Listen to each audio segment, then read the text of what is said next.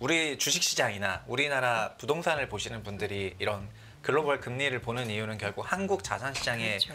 영향을 체크하려고 보시는 건데 그런 맥락에서 유로존이랑 캐나다가 내렸다는 그것만으로도 곧 연준이나 아니면 한은까지도 연계해가지고 금리를 하지 않을까 그런 걸 준 것 같습니다. 미국이 먼저 결정하고 나면 그다음 한국이 결정하지 않겠느냐 이런 생각이 너무나 확고하게 자리 잡힌 것 같아요. 네. 그리고 한국도 금리 인하를 하기에는 어쨌든 성장률 전망치가 크게 올라 버렸어요.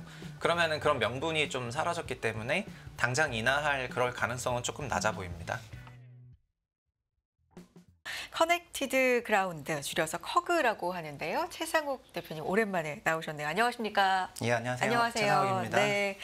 자, 오늘도 좀 경제 전반적인 얘기를 좀 해볼 텐데 일단 예전에 대표님 건설사도 다니셨고 증권사도 다니셨잖아요. 네네. 그렇죠. 근데 소문에 의하면 건설사 다니실 때 그 사내 메신저에서도 주식이나 뭐 이런 분석으로도 상당히 좀 인기도 많고 유명하셨다고 그러더라고요. 그때부터 좀 투자에. 아, 네네. 저는 주식 분석하는 걸 좋아해가지고 주식 시장으로 이제 갔었던 그런 사람이었는데 네. 건설업을 분석을 하다 보니까 이제 부동산 시장 분석하게 되면서 부동산으로 좀 알려지게 됐던 것 같고요. 그냥 지금도 뭐 개별 기업들 분석하는 거 좋아해서 상시적으로 하고 있습니다. 그래서 뭐 아시는 분들은 아시겠지만 이 주식 시장에 대해서도 분석을 좀 많이 해주고 계십니다. 그래서 오늘 이 얘기를 좀 시작을 해볼까요? 아무래도 네네. 저희가 주식 분석을 좀 많이 하다 보니까 시장 얘기를. 네. 최근 시장은 어떻게 보고 계시는지 궁금하고 그 중간에 가운데 있다고 할 수 있는 뭐 엔비디아에 대해서도 어떻게 평가하시는지 좀 궁금해요. 저는 엔비디아 얘기할 때마다 개인적으로 좀 많이 부끄러워가지고요. 왜요?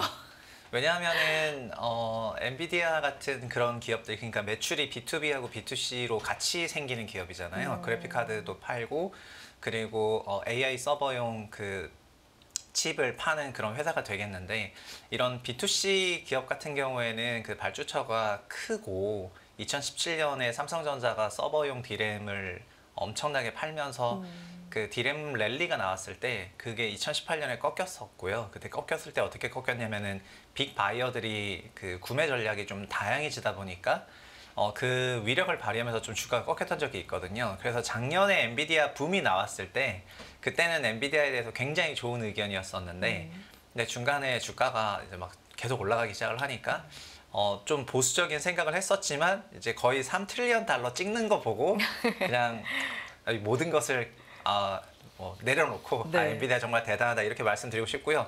다만 저보다는 주식시장에 대해서 얼마 전에 그 성대 부총장이신 최지봉 교수가 과거에 포노사이언스라고 해서 핸드폰이 대세였을 때는 모바일 관련 기업이 시가총액 1등을 했었는데 지금은 작년부터 AI 붐이 왔었다고 하면은 AI 관련 주가 시가총액 상단을 차지하는 게 맞다고 봐야 될 것 같고요. 그런 맥락에서 현재 마이크로소프트랑 엔비디아가 시총 1, 2등 차지하고 있는 거는 달라진 AI 위상을 보여주고 있는 것 같습니다.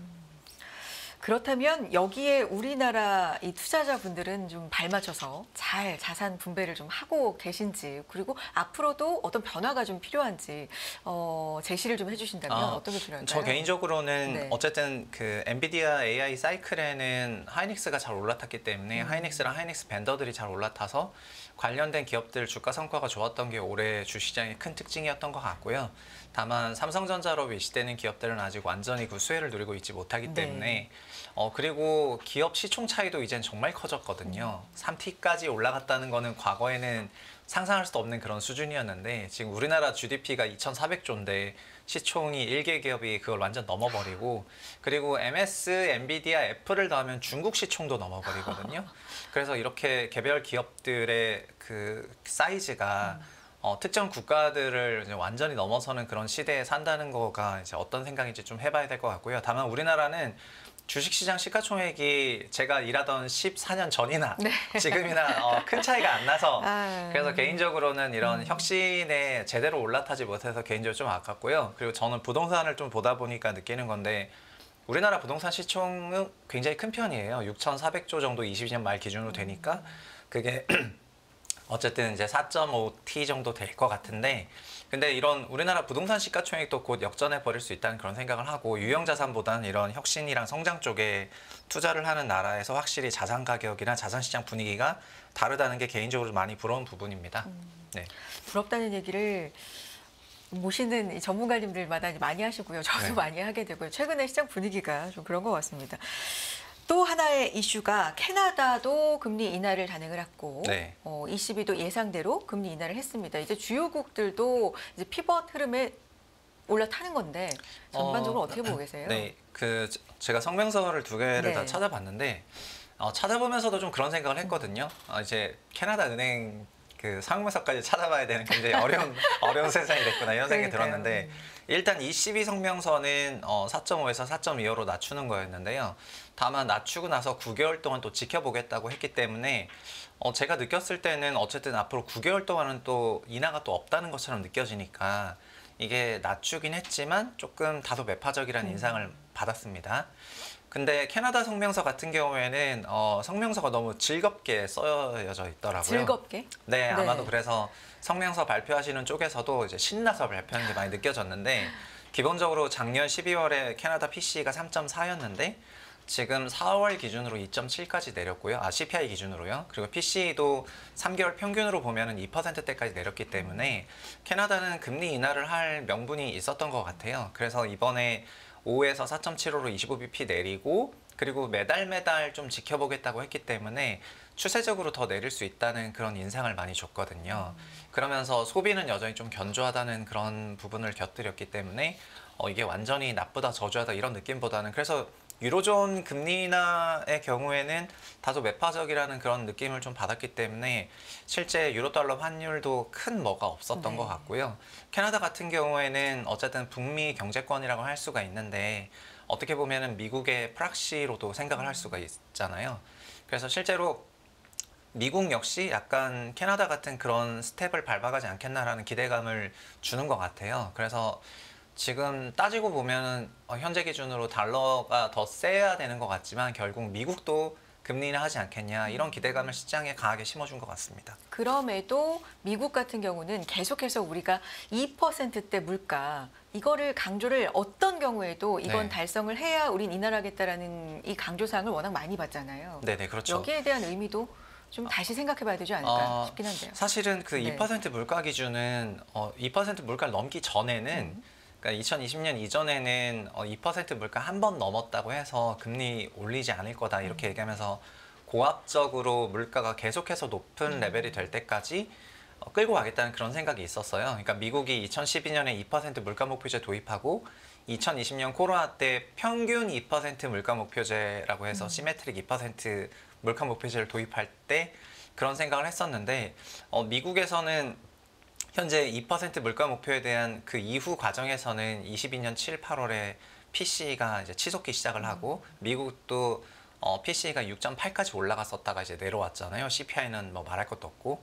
그래서 지금 시점에서 2%로 내려가는 게 되게 명확해지면은 그러면은 금리를 내릴 수도 있다 이런 얘기를 계속 하지만 네. 근데 그 과정에서 지금 보시면은 미국 실업률이 지금 4% 조금 안 되게 3.9%인데 굉장히 낮은 실업률인데 5월에 있었던 그 시카고 총재인 오스틴 굴스비 한 얘기를 들어보시면은 과거의 실업률이랑 물가는 항상 트레이드오프 관계였거든요. 그러니까는 실업률이 낮으면은 임금 근로자들이 다 고용돼 있다는 건데 그거는 근로자들의 협상력이 높아진다는 얘기고 그 얘기는 임금 상승률이 높아질 수 있다는 네. 거라서 임금 상승률이 높아지면은 소비가 늘어날 수 있고 그거는 결국 물가 압력으로 이어질 수 있기 때문에 종전 있었던 많은 연준 총재들은 실업률을 굉장히 예민하게 생각을 했었거든요.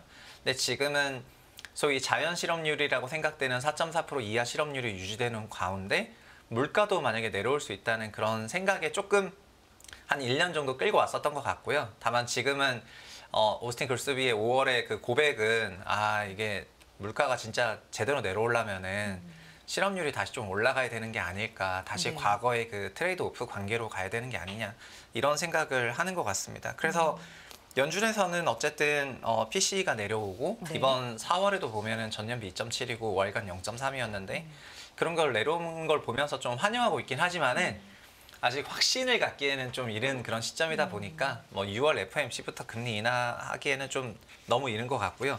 다만 우리 주식시장이나 우리나라 부동산을 보시는 분들이 이런 글로벌 금리를 보는 이유는 결국 한국 자산시장에 그렇죠. 영향을 체크하려고 보시는 건데 그런 맥락에서 유로존이랑 캐나다가 내렸다는 그것만으로도 곧 연준이나 아니면 한은까지도 연계해가지고 금리 인하 하지 않을까 이런 기대감을 갖기에는 뭐 그런 걸 준 것 같습니다. 근데 우리나라 같은 경우는 이런 흐름에 동참을 하기에는 특히나 선제적으로 내리는 건 더더욱 불가능하고 네. 조금 더 기다려야 된다라는 전망이 최근에는 조금 더 우세해진 것 같아요. 이 GDP 성장률 같은 경우도 전망치가 계속해서 좀 올라가고 있는 상황 우리나라는 아닙니까? 네. 올해 1분기 그 GDP 보시면 아시겠지만 1분기 GDP가 1.3으로 나왔고 다른 나라들이 이제 주로 연율화로 발표하는데 한국은 분기로 발표하잖아요. 네. 그러면은 연간으로는 곱하기 4라는 건데 이게 말도 안 되는 수준이고 그래서 한은에서는 올해 성장률 전망치를 2.1에서 2.5로 네. 높였어요. 그 얘기는 1Q에 1.3을 했는데 연간 2.5라는 거는 남은 기간 동안에 0.4%씩만 하면 된다는 거거든요. 그래서 그 부분은 그렇다면은 소비가 됐던 뭐 수출이 됐던 어떤 다른 부분에 수입이 크게 늘던 뭐 위축이 생기는 거냐 이런 보수적인 견해를 줄 수 있는 부분이어가지고요. 그래서 우리나라는 시장의 생각은 이런 것 같습니다. 미국이 먼저 결정하고 나면 그다음 한국이 결정하지 않겠느냐 이런 생각이 너무나 확고하게 자리 잡힌 것 같아요. 네. 그리고 한국도 금리 인하를 하기에는 어쨌든 성장률 전망치가 크게 올라 버렸어요. 그러면은 그런 명분이 좀 사라졌기 때문에 당장 인하할 그럴 가능성은 조금 낮아 보입니다. 이게 또 부동산 시장하고도 연관이 있기 때문에 우리는 더 좀 주목해서 봐야 되는 건데 여러 가지 얘기 이제 관련돼서 좀 해보겠습니다. 최근에 종합부동산세 폐지라든지 상속세법을 좀 바꾼다 이런 내용들이 굉장히 좀 뜨거운 이슈잖아요. 네네. 전반적으로 어떻게 흘러가고 있고 또 생각은 어떠신지도 궁금한데요. 지금 부동산 시장 전반적인 환경을 말씀드리면은 수도권을 중심으로 하는 준신축 아파트 가격이 강세로 전환을 했습니다. 네. 그리고 그 기저에 있는 거는 전세 가격의 강세이고요. 그리고 전세 가격은 금리의 역수니까 최근에 동향을 보면은 결국 금리가 내려가고 있다는 거를 의미를 하고 있어서 전세가 강세가 나올 만한 환경이거든요. 그리고 전세는 기업으로 치면은 개별 기업의 어닝이랑 똑같아서 어닝이 올라가면 주가가 올라가는 그 메커니즘대로 금리 인하, 전세 강세, 매매 강세 이 구조가 나오고 있습니다. 그래서 현재의 부동산 시장의 구조는 뭐 이상한 건 아니에요.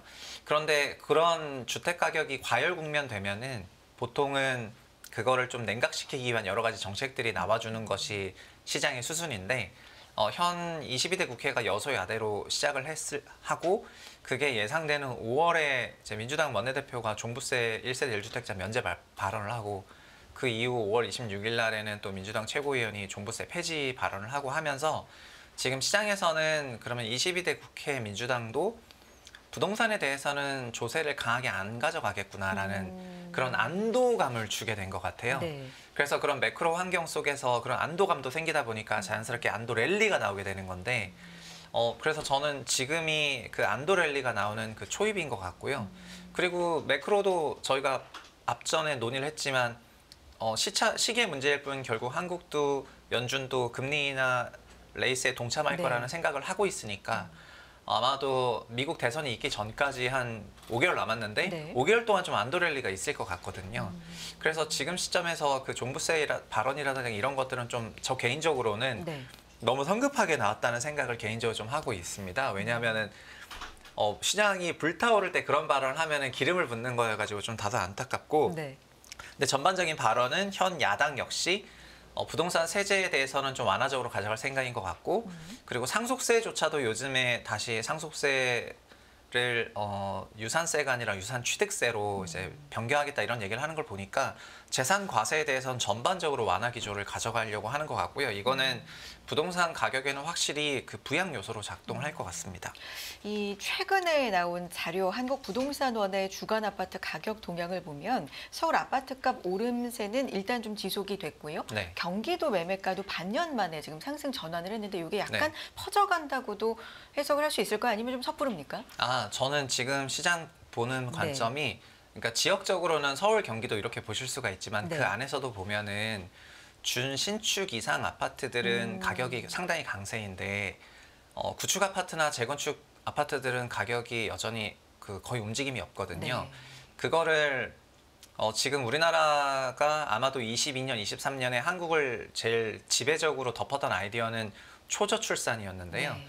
초저출산이라는 건 결국 2030년 중후반부터는 수요가 매우 위축된다는 걸 의미하다 보니까 현재는 재건축에 대한 기대감이 극도로 낮아진 거고요. 네. 두 번째는 일자리가 없거나 지방소멸 이슈라는 메타 속에 비수도권 주택시장도 현저히 약세거든요. 그래서 오로지 수도권 안에서도 재건축이 아니라 준신축만 올라가는 그런 시장으로 변모했다고 생각을 하고요. 이거는 그래서 굉장히 좋은 모습은 아닌 것 같습니다. 왜냐하면 미래가 어느 정도 계속해서 영구성장하는 것이 아니라 어느 순간 피크아웃 한다는 거를 좀 전제를 하고 있다 보니까 좀 좋지 못한 그런 가격 랠리라고 생각을 하고 있습니다.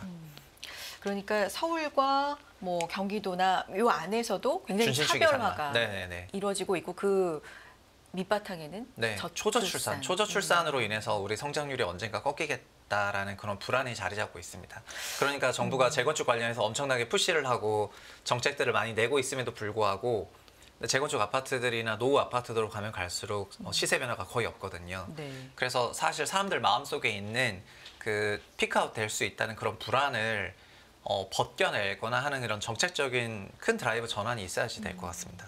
그래서 그런 내용들을 이제 책에 담아 내셔서 얼마 전에 책을 내셨는데 네, 제목이 네, 좀 무시무시한데 피크아웃 코리아입니다. 요 안에 이제 말씀하신 요 내용들이 좀 포함이 되어 있는 거예요.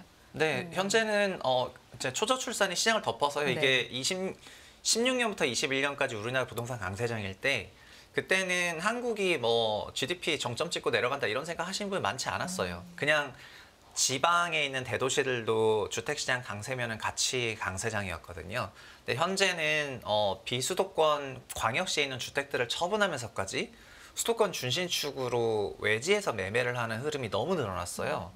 그거는 결국에는 비수도권이 소위 장래에는 소멸될 수 있다는 위기감이 발로된 거니까 굉장히 좋지 못한 모습인 것 같거든요. 그래서 초저출산이 어쨌든 2년 동안 한국에 있는 그 시장 참여자들의 생각을 완전히 덮어버렸다고 생각을 하고요.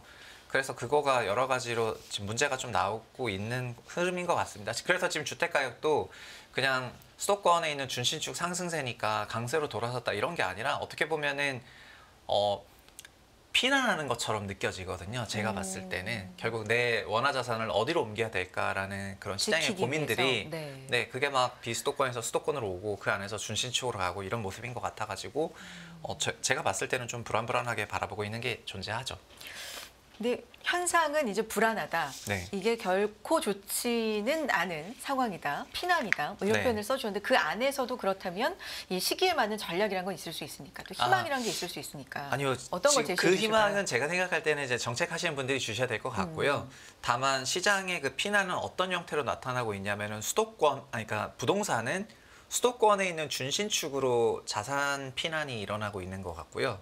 그리고 금융으로는 이제 해외 주식 취득하는 형태로 나타나고 있는 것 같습니다. 네. 그래서 앞서서도 저희가 막 엔비디아 얘기하고 했는데 국내 주식 시장에 막 부동산에서 금융으로 간다 이런 게 아니고 국내 증시가 아니라 해외 증시로 가다 보니까 아시겠지만 지금 우리 올해 1분기만 하더라도 해외 자산 취득하는 규모가 150억 불 넘어갔고요.